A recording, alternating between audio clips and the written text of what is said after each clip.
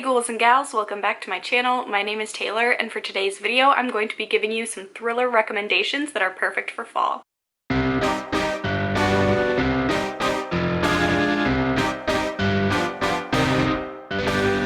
So thrillers are definitely not my favorite genre by any means. I'm very picky about them, and more times often than not I will read them and be really invested and then be kind of disappointed by the ending. I don't really like domestic thrillers. A lot of the thrillers that are mainstream on the market right now, there's definitely some diversity starting within them, but the majority of them are based on like spousal secrets and betrayal and people being who they're not. So I thought I would sit down and film a video giving some of my favorite thriller recommendations, because I know a lot of people in the fall want to branch out, try and get into more spooky reads like thrillers, horrors, books like that. So I put together a list of some of my favorite thrillers of the last couple of years, and hopefully anyone can find something on this list. I have noticed this list does have a lot of crossover between other genres, so hopefully if thrillers are a genre that you haven't read a lot of, or you have read a lot of and are looking for ones that are a little bit out of the norm, this is the video for you. So my first recommendation is going to be The Anomaly by Michael Rutger. This thriller definitely has a lot of horror and paranormal elements, so if you're normally a horror fan, you might really enjoy this one.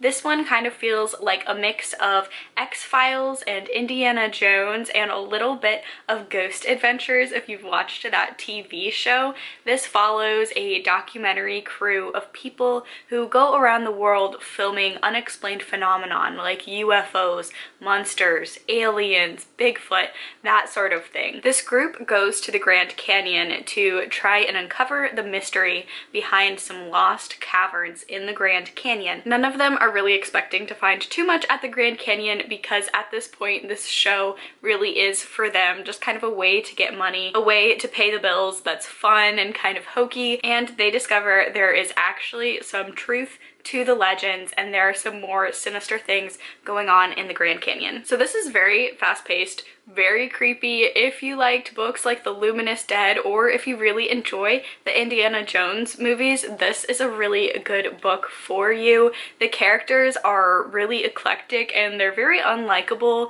but you end up caring for them anyway. And there are definitely a lot of puzzles and mysteries to solve in this book, as well as some really genuinely creepy paranormal elements in here. My next recommendation is actually a sci-fi murder mystery thriller, and that is going to be The Space Between Worlds by Micaiah Johnson. This is absolutely wonderful. Don't let the sci-fi scare you away from this one, because I am definitely a person who's trying to get more into sci-fi and can be a little intimidated by the genre. This definitely doesn't feel like an intimidating book, and it has more of a thriller mystery feel rather than a really hard, intense sci-fi. This is about a far-off, distant future in Earth where we have discovered we can travel to different worlds in the multiverse system. So they're all our world, just in different parallel universes. There is one catch: you can only go to other Earths if you have been killed on those other Earths. Our main protagonist, Kara, works for the company that helped design this mode of transportation. Kara is one of this company's very best explorers because she has been killed on more Earths than almost anyone else in the program, so she is able to go to the most amount of worlds. However,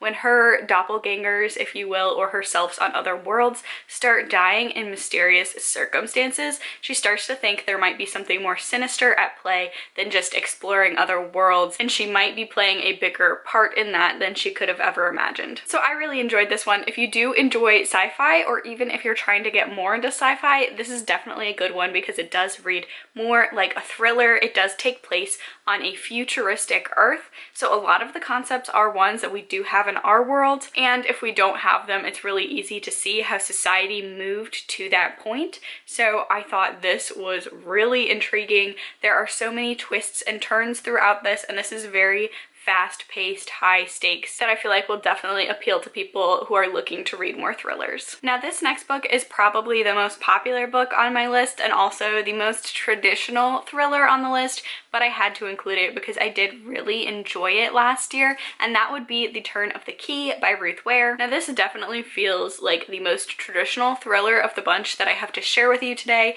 but this also is an ode to Henry James's Turn of the Screw. So if you liked that, if you're big into classic horror, I think that this is kind of like a remake or a tribute to that work that does take the story in a new direction while still really having a lot of that creepy haunted house feel that the original did. The Turn of a Key is about a young woman who goes to a house in the middle of nowhere to become a nanny or a governess to a group of kids. The house is a smart house, so it's the most tricked out house that you could ever imagine. Everything is done through the phone in terms of lights, security, power, everything. Creepy things start to happen to this nanny and to the children, and she starts to fear for herself and the children as well. This is a highly atmospheric thriller. I love a good haunted house story, and this really did feel like a haunted house story. The atmosphere is incredible. You'll feel the hair on the back of your neck stick up. One of the things that I love about horror in general, I really like when we can take modern technology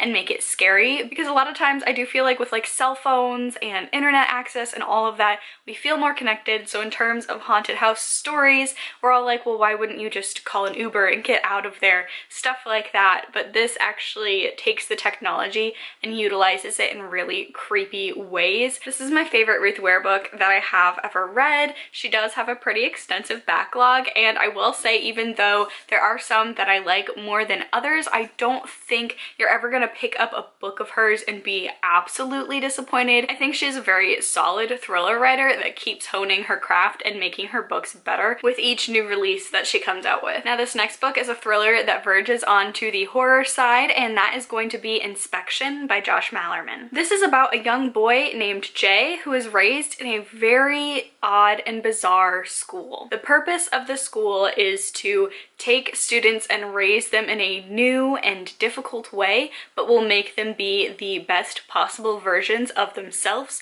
where they won't have distractions from the outside world interfering with their learning. However, Jay soon realizes that there are more sinister forces in the school, and that the intention of the owners may not be so pure and altruistic as they were led to believe. And when students start to go missing or acting strangely, Jay realizes that he might need to do some investigation to discover what is actually going on inside of his school. Now, I will say, if you are intent on reading this one, don't read the dust jacket. Don't read any synopsis of it other than what I just gave you. I think that the front dust jacket really gives away too much of this story, because there are some reveals in here that aren't reveals if you've read the dust jacket, which is always a little strange to me in terms of thrillers. So definitely, the more blind that you go into this one, the better off you are. The ending is a little strange and possibly a little bit rushed. I do think this is a pretty lengthy book, but I feel like it could have been longer,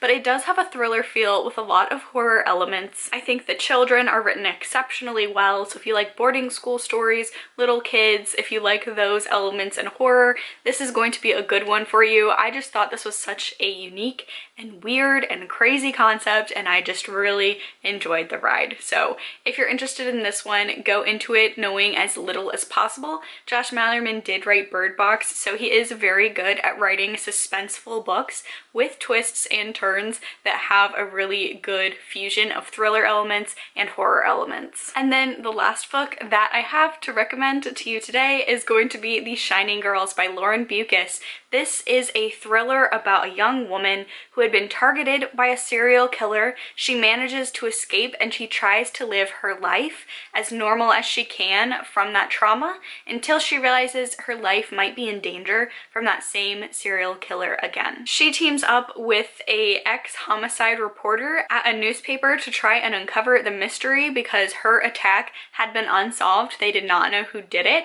so they are trying to work together to find this killer. But there is one catch. This killer can travel through time, and her would-be murder is connected to a series of murders throughout time that obviously no one has caught because the murder is a time traveler. Now, this is definitely a very graphic book. Lots of young women are killed in this book, and the descriptions are very graphic. One of the points of view is the serial killer himself.